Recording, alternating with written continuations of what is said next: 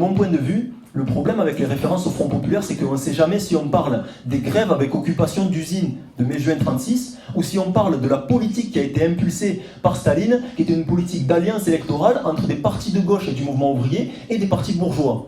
C'est-à-dire en France, en fait, le Front populaire, concrètement, qu'est-ce que c'est? C'est une alliance électorale entre parti communiste, parti socialiste et le parti radical, qui était un parti de la bourgeoisie, corrompu, qui gérait l'empire colonial français, etc. Ça, c'est une alliance électorale. Et le Front populaire, c'est ces deux choses. Mais il n'est pas vrai que cette majorité électorale a permis en fait les grèves, après les a accompagnées, etc. Les grèves de mai-juin 36, elles se sont fait beaucoup plus contre que pour. Elles sont beaucoup plus en défiance du gouvernement de Front populaire, qui d'ailleurs ne portait pas en fait dans son programme ce qui a été conquis à l'époque, c'est-à-dire les 40 heures, les 40 heures, les congés payés, etc. Mais ça s'est fait comme ça.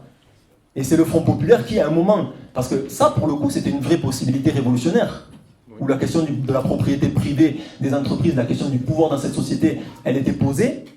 Et dans ce moment révolutionnaire où la question se pose, qu'ont fait les forces politiques du Front populaire? Elles ont fait arrêter la grève. Comment? En faisant les accords de Matignon, c'est-à-dire accepter ces petites revendications très vite. Et ça même n'a pas réussi à calmer la grève. Mais c'est ça l'activité politique concrète qu'ils ont eue. Et pourtant, le pic de la grève, après le 7 juin, après les accords de Matignon, le pic de la grève, c'est entre le 7 et le 12 juin 1936. Avant que la classe ouvrière, elle ne voulait pas reprendre le travail. Il a fallu toute la force et toute la légitimité qu'avait le Parti communiste à l'époque pour faire reprendre le travail. Et c'est la phrase bien connue de Maurice Thorez, dirigeant du PC, qui a dit, à partir du 11 juin, et il a fait une tournée dans toute la France pour expliquer il faut savoir terminer une grève quand satisfaction a été obtenue. Et après, il a rajouté, même quand, je paraphrase, je ne connais pas par cœur, mais même quand satisfaction n'a pas entièrement été obtenue. Tout n'était pas possible. Ça, je vous cite Maurice Thorez à cette époque-là. Le rôle du Parti communiste, un parti implanté dans la classe ouvrière qui avait une influence réelle sur le mouvement de grève, etc.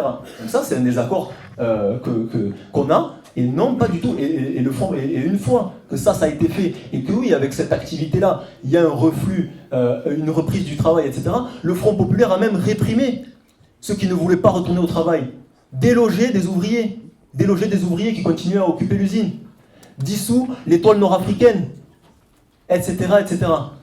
Et le peu qui avait été conquis, 4 ans plus tard, il y a le régime de Vichy. Donc ce n'est pas des questions qu'on peut prendre à la légère. On approfondira ce débat sur le Front populaire, mais Front populaire 68, etc. Ce n'est pas des questions qu'on peut prendre à la légère. Pour terminer cette discussion et pour dire un petit peu plus sur notre projet, y compris d'organisation, etc. Pour répondre en fait à la question déjà sur les directions syndicales, parce que c'est vrai que je l'ai dit un petit peu rapidement, mais ces dernières années, en 2016, j'ai évoqué que les directions syndicales, notamment la direction de la CGT, qui est celle qui a le plus de poids dans le mouvement ouvrier, en tout cas dans le mouvement ouvrier combatif, en 2016, la stratégie qui a été imposée, c'est une journée d'action chaque 3 semaines. Donc ça, pour imposer un rapport de force dans le pays, c'est catastrophique. En 2018, face à la réforme ferroviaire, la CGT cheminot, elle a imposé un calendrier de grève perlée. C'est-à-dire 2 jours tu fais grève, 3 jours tu retournes au travail, etc., etc. Et ce calendrier, tu l'annonces déjà à la direction de la SNCF et au gouvernement. En termes de perturbation de la production, de capacité à rassembler, à entraîner d'autres secteurs dans la lutte, c'est compliqué. Au moment où il y a eu une explosion de colère énormissime dans le pays, que c'est le moment des Gilets jaunes, notamment au début du mouvement, les directions syndicales, elles ont fait quoi? Non seulement elles ont détourné le regard, mais même elles ont condamné, dans des communiqués communs, y compris la CGT, la violence des manifestants. Et repris en fait des discours sur il faut faire attention, c'est quand même peut-être un mouvement un peu extrême droite, etc. Ça, c'était la situation concrète qui s'est passée dans des moments, parce que pour nous, révolutionnaires, c'est pas qu'on court partout pour dire révolution. Il y a des moments clés où se pose, où explose la colère, la radicalité, et où on peut jouer un rôle important. Dans ce moment-là, et pour répondre qu'est-ce qu'il aurait fallu faire, ou en tout cas nous, oui, comme révolutionnaires, on essaye d'incarner une stratégie alternative à ces stratégies de la défaite. C'est pour ça que le type d'organisation qu'on veut construire, c'est une organisation avec des militants et des militantes qui sont en fait dans les endroits réels, dans les entreprises, dans différents secteurs, dans les facs, etc., qui essayent d'avoir une influence pour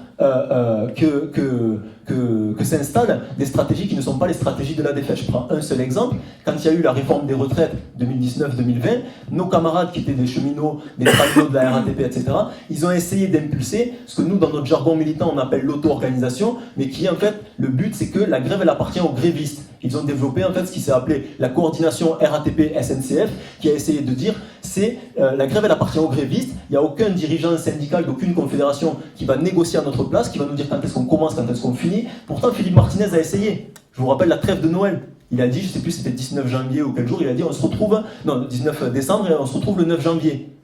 Les grévistes, ils ont dit non. Là, on ne va pas casser le rythme de notre grève, on le maintient, etc. Est-ce que ça suffit? Non, parce qu'il y a plein de questions qui se posent et parce que les révolutionnaires sont encore faibles dans le pays. C'est ça le but, en fait, c'est ça qu'on est en train de faire. Nous, ce qu'on veut essayer de construire, c'est une organisation qui porte les idées que je viens de développer là, mais qui existe sur le terrain, qui soit liée en fait à notre classe, qui ait en fait plus de raffineurs que nos camarades en fait de Grand Puy et d'autres raffineries qui ont essayé d'intervenir dans cette grève-là. Et voilà, effectivement, la lutte ne suffira pas. Là, il y avait une camarade qui demandait est-ce que la lutte, ça suffit à atteindre ces objectifs politiques-là? Non, les gilets jaunes que je viens de citer, c'est une énorme explosion de colère et de radicalité, mais la radicalité en soi ne suffit pas et finit par s'épuiser si on n'a pas une stratégie claire et si on ne pose pas les questions d'organisation. La classe qu'on affronte en face de nous, elle est très organisée, elle pense des stratégies. Donc voilà, juste une dernière chose, puisque je suis en train d'évoquer le type d'organisation qu'on veut construire, nous on est en train de lancer un processus de fondation d'une nouvelle organisation révolutionnaire en France. Vous savez peut-être qu'on va faire y compris un congrès de fondation de cette organisation en décembre et qu'on est en plein dans ce processus, c'est-à-dire c'est un processus de discussion avec des textes, des débats, des formations, etc. pour voir quel type d'organisation révolutionnaire on a besoin aujourd'hui. On invite tous ceux qui sont intéressés et qui partagent en fait ces idées ou en tout cas qui ont envie de les discuter à s'intéresser à ça. C'est des idées qui ne sont pas mortes et que nous on veut essayer de se réapproprier